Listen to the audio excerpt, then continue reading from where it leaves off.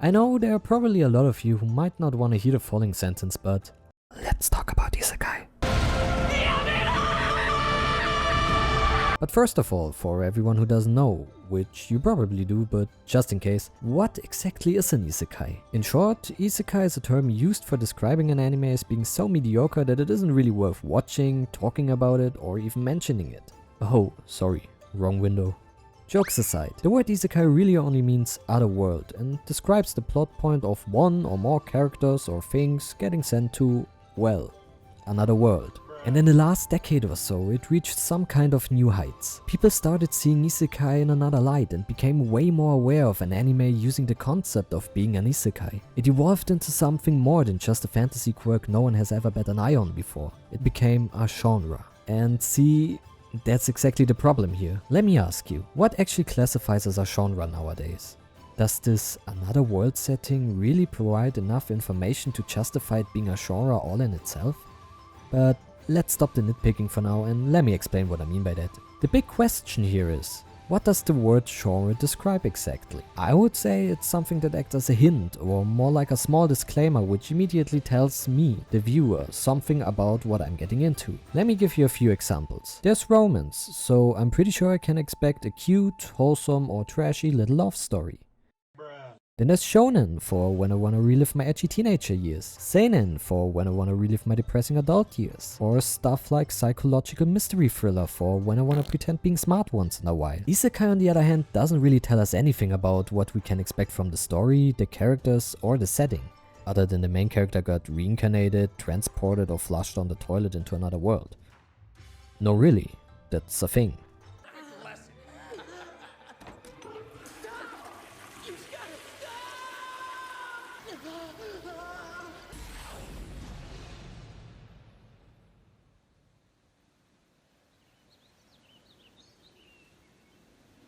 In reading genre texts like romance, thriller, horror, you name it, you can get somewhat of a feeling about what kind of emotions there are to encounter once you start the series, but as for isekai, it's really just an open book. It could be funny, sad, spooky, or just straight up bullshit. You're so hard, big brother. I'm what?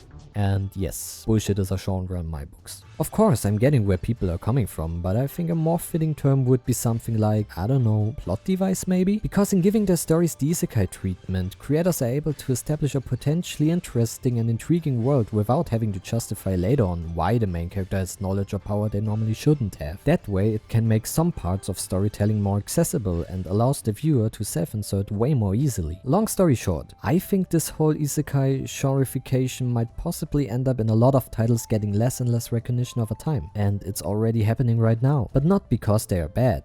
Well, maybe some of them are, but mostly because they're isekai. Sure, everyone has a particular type of anime they rather not watch, and specific texts they just like more than other ones, and that's totally fine, except for a few.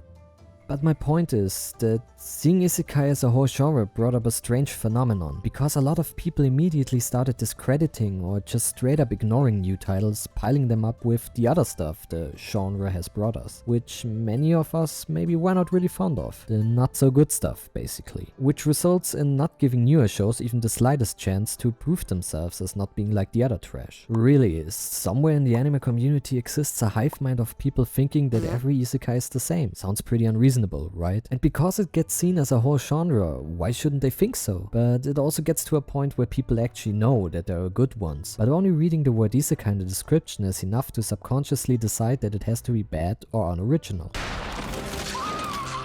The sad thing is that there really are a lot of anime using this, let's call it, convenient type of storytelling, which are just boring, forgettable, or plain trash. Yes, I'm looking at you, smartphone guy.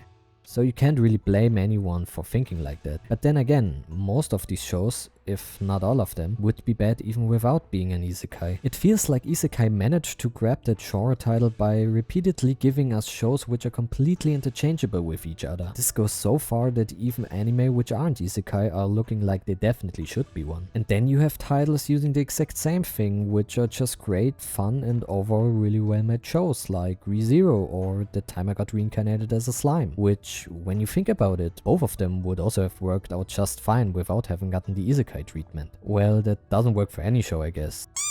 But think about it like this. Subaru could just be a random guy from another faraway village with almost the same background, while Rimuru didn't have to be the most normal-ass looking office guy in all of anime. But at least with these two examples, we often get reminded that our main characters are actually from another world, which gives the viewer a better connection to the character who was supposed to live a normal life with normal problems just like we all do, while many other shows are dropping the premise of getting transported to another world completely after the first episode finishes.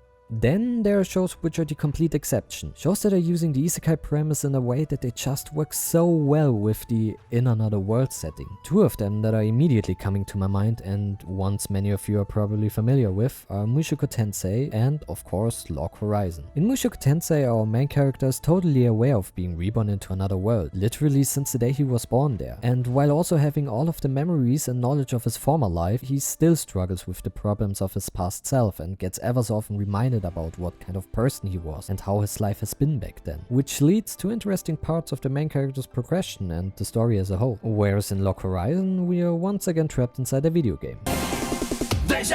Using his knowledge of real-world administration, economy, and whatever else a 23-year-old definitely should have written on their CV, we follow our friendly neighborhood boy Shidue. You're a totally normal, blue-haired, smartest kind of character who wants to shape the world he and his friends are trapped in into a better place. Earth, basically. But the whole premise of these shows wouldn't really work that well without the main characters getting isekai'd in the first place, right? Oh, and let's not forget about the absolute masterpiece that Konosuba is, which basically parodies the reincarnated shit of a lot of cliches we've experienced in recent years, where my anime list charts have been infiltrated by premium titles like Do You Love Your Mom and her 2-hit multi-target attacks?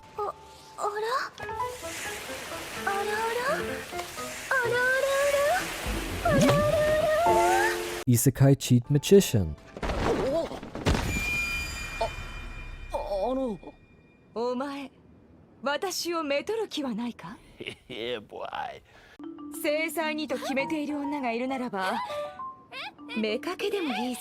Or, of course, In Another World with My Smartphone.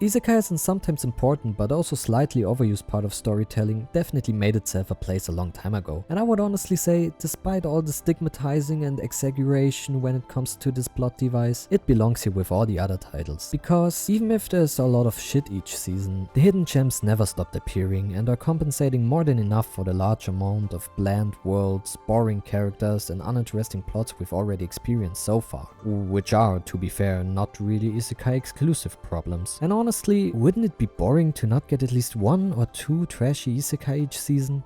Isekai in itself really made an impact in how we perceive story premises presented in a certain way. Sometimes for the better, sometimes for the worse.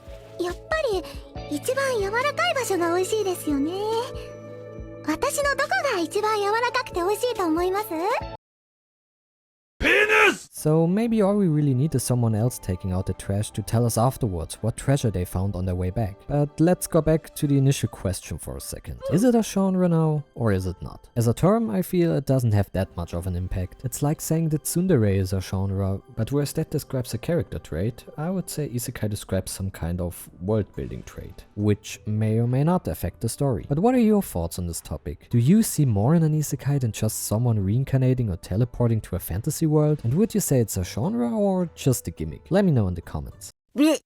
And with that, thank you so much for watching the first video on this channel. I hope you enjoyed it, and if so, please leave a comment down below, and even if not, all of your feedback is appreciated. That's it from me for now. I hope to see you in the next video, and until then, peace.